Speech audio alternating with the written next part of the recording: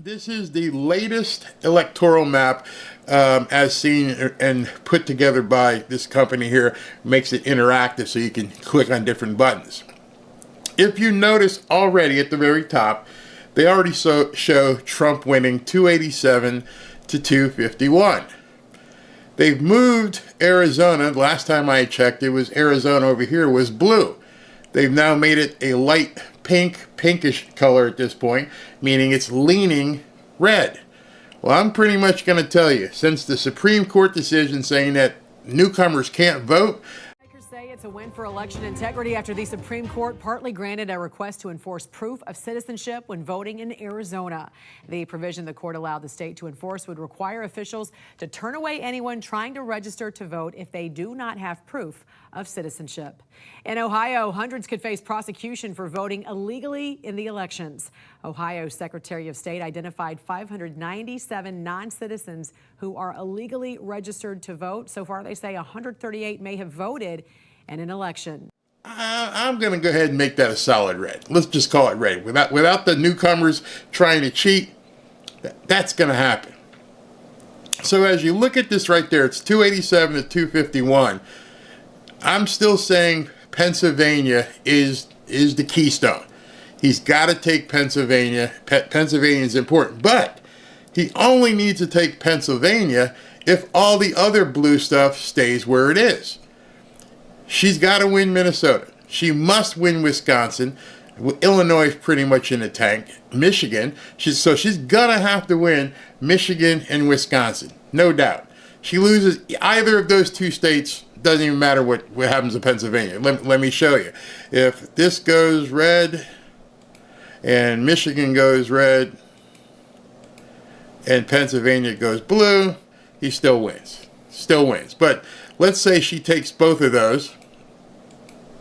And we're at, what did I move? I moved something because it went the other way. Anyway, Pennsylvania. So Pennsylvania is a must-win for Trump to get to 287 if she wins all those other states.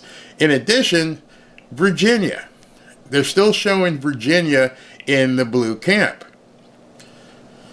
I don't know. I just have a sneaking suspicion. I just have this something in the back of my mind says now with RFK Jr., Virginia may be in play.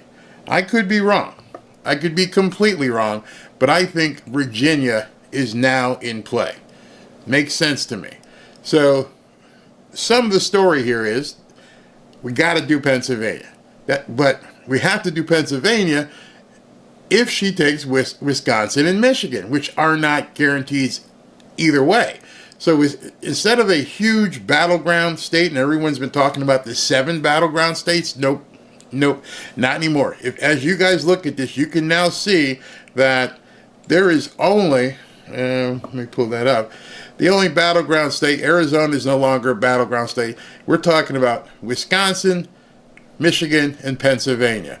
I don't even think Georgia is in play anymore because he and Brian Kemp made up. Everything looks solid in Georgia. I can tell you Florida isn't in play no matter what they tell you. That's not going to happen. So we're talking about Wisconsin, Michigan, and Pennsylvania. That's the 3 states. At this point, that's what I'm going to go with. That's how I'm going to call it. Let's look at now RCP. RCP, as I tell you, is the aggregate of how things get polled. This is the 2024 general election, Trump versus Harris. However, we can no longer look at this. So let me give you a little hint here. When people start talking about the polling says this or the polling says that, if they're talking about a 2-horse race, they can no longer talk about that if they haven't done something with the RFK vote. So, like right here, they've got Harris up 1.5 in a national poll with the aggregate. But when you go to the 5-way, let me click there, they got Harris at 2.0. But see, you're sitting right here? Right here is 5. I don't know if that's big enough for you to see. In the national 5-way poll, you got Kennedy's 5 point sitting there, just sitting there. And they're going to have to do something to make sure at this point that those numbers are taken account. Now let's start looking at the individual states. Arizona, based upon the five-way, they showed Harris at 0.6. However, Kennedy has, let me just make sure I get this number, 5.8 in the aggregate. As I've told you, look at these polls. In order for her to get to a 0.6 lead, the biggest polls down here, this one here from Bloomberg, this one here from Cook Political, and this one here, we'll give her New York Times Siena. Look how old these polls are. This may sound the same as I said last week because they're not updating. They're playing games. This is from July 23rd. That's an entire month ago. A month. July 28th. August 2nd, August 15th, August 17th. The aggregate poll for Arizona ended on August 17th. I'm pretty sure something's happened in the last week. I'm sure something's happened in the last 24 hours. This entire poll is garbage. Now they're going to have to sit back and figure out how do we make this work, because now if these two here, number 2 and number 3, are together, how do we still show her, how do you possibly show her ahead? 45 to 44, including polls that are nearly a month old, and you don't, now you got to account for this. You got to account for all these Kennedy voters. He jumps up to a big lead. If they don't manipulate it, huge lead. That's Arizona. And again, now too, also remember, Arizona is the state where the Supreme Court just said you can't have the illegals. Oops, sorry, newcomers. Nevada. Okay, Nevada, the five-way. She's got nothing. She got nothing. So pretty much Nevada is no longer a swing state. Let's just take that out right now. She's done.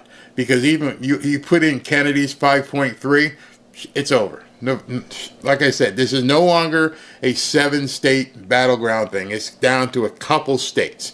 That's the big news after the Kennedy endorsement and participation agreement. This is now just down to a few critical states. So this one here, Nevada, even though these things are old too, there's no blue. There's no blue showing, and it's only going to get worse. Wisconsin, which is one of the ones I'm thinking is actually a swing state for now. They show her winning by 1.5. Again, all these polls.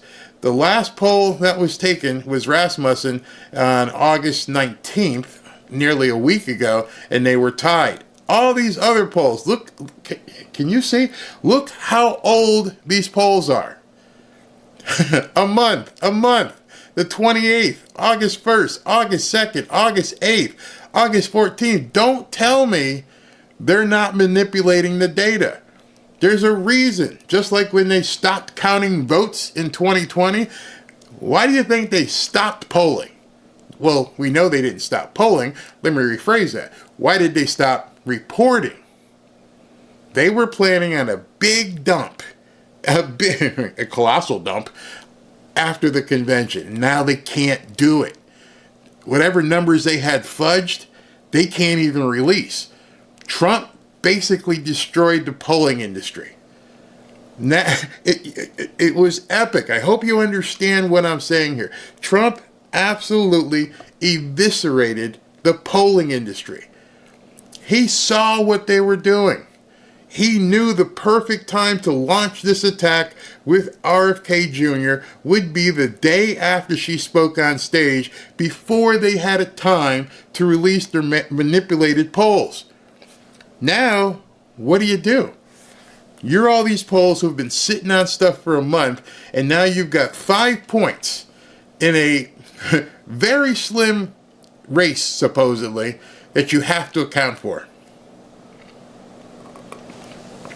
In order for them to show her winning, they'd have to say, well, she's going to get an overwhelming portion of the Kennedy vote. Ain't going to happen. You can't lie. He just made the polling too big to rig.